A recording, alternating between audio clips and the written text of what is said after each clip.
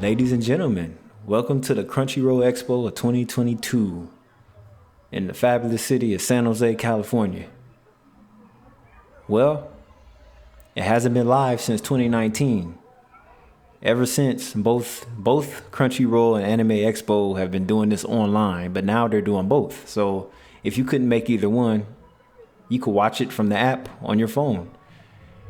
Each convention, which is Anime Expo and Crunchyroll, they have their own app out just for the convention itself. So if you couldn't make it, you could watch it from your home office, because a lot of y'all work from home, and this is the tech capital. So I'm pretty sure a lot of people decide to stay home. Especially this was on August 5th, the first day. I usually, when I go to conventions, I usually don't go right when the doors first open. So it was after 1 o'clock, and they usually start at about 10 o'clock. And see, just basically throughout the whole weekend, they have a lot of people come in from the industry, people that actually work in the anime industry, which is big. Like, they had the voice actors there. We had Zeno Robinson there.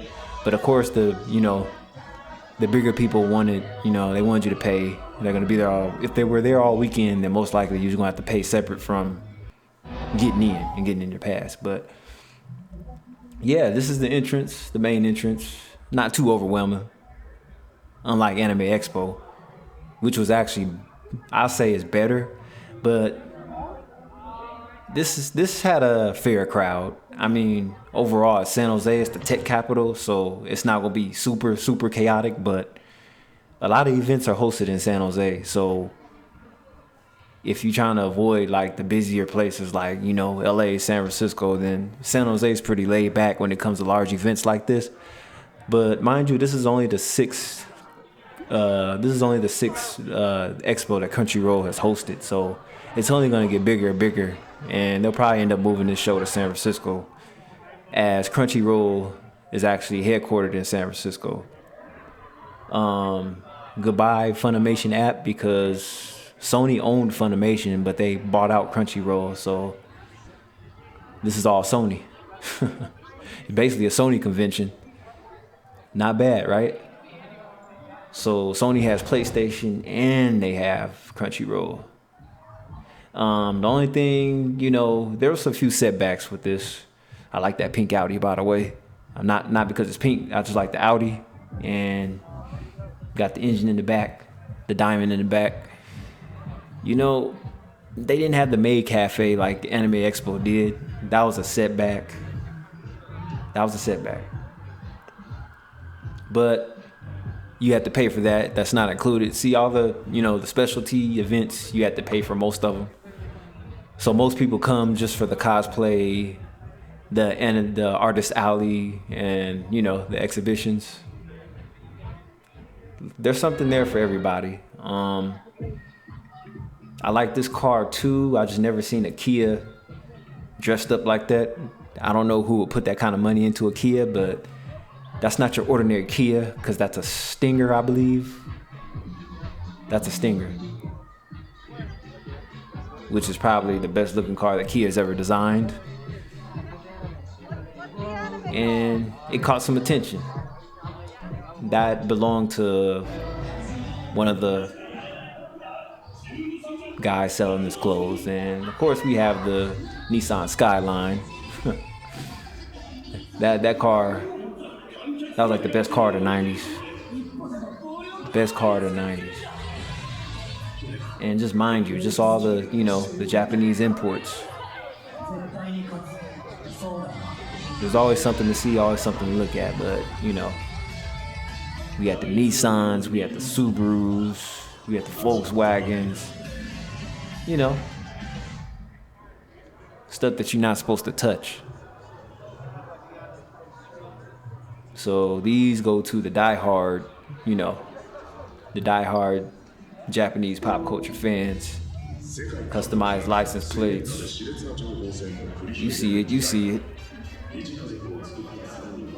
Just a lot of excitement. Everybody's having a good time. They left their bad attitude at home. It's just nice. Get away from reality for a moment. I mean, I'm not super into Japanese pop culture like that, but I like what there is to see. Mainly for the cars and the cosplay, see who went all out. Uh, this is an early '90s E-Class. My uncle had one of these cars. That was probably one of the best Mercedes ever made.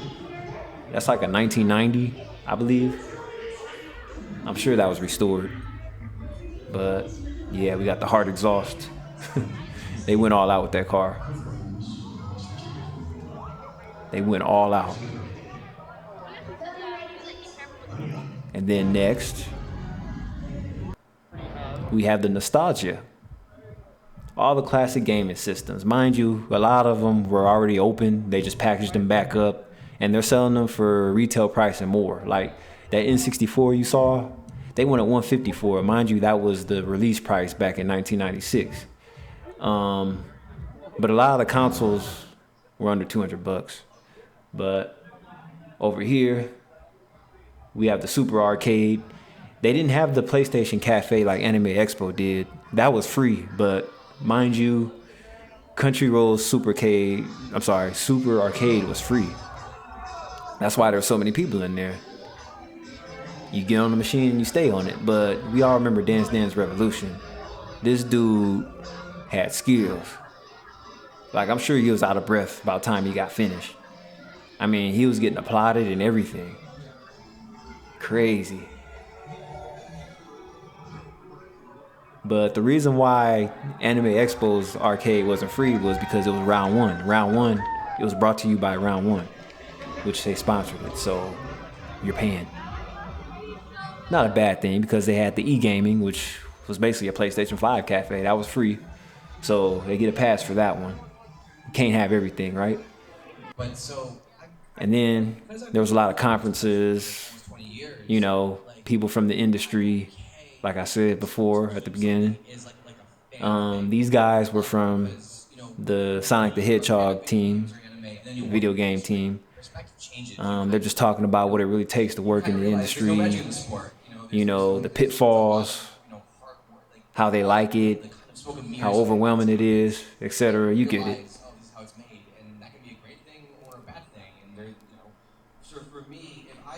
But yeah, it was something to listen to. Like I said, that was Friday, so it wasn't too crowded. I came back the next day, different story. And like I said, it's a separate fee to meet these people. Some people find it's worth it, some people don't. Some people don't know who none of these guys are, but a lot of us do.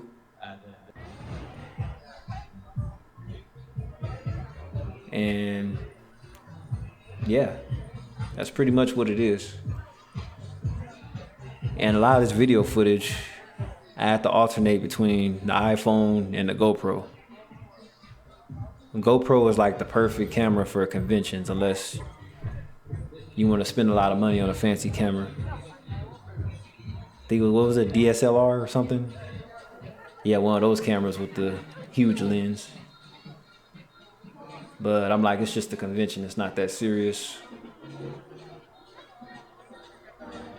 And everybody's trying to form their little gamer's heaven. Plenty of cosplay. Some girls were just showing their breast all out, bunch of skin. Some women came butt-ass naked just about. It's crazy, but you gotta watch what you're looking for or watch what you're looking at, because some of these people are lady boys. If that's your thing, good for you. I'm not gonna judge, but yeah, that's what it all comes down to.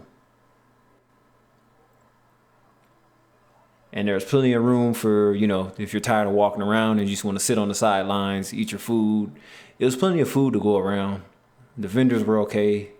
And we have The Last of Us. That was pretty good. I love the original game back in 2013. The first one, PlayStation 3. That was probably one of the best games on the system besides Uncharted. But this one was more controversial because it involved a lot of homosexuality. And That probably just killed the franchise right there. But it is what it is for now, right? And then in here, this is the black panel for black people in anime. Staff kind of pissed me off because they didn't want nobody recording, and they were like, are you with Crunchyroll? I'm like, I paid to get in here. It was strange to me because that was the only event they didn't want me to record. And then, you just take pictures of pretty much with anything. These are just random characters that were designed by people. These aren't real anime characters from manga. But overall, a good event. A good event. Not bad, San Jose. Let's see how much it'll grow for next year. Hope you enjoyed. Peace.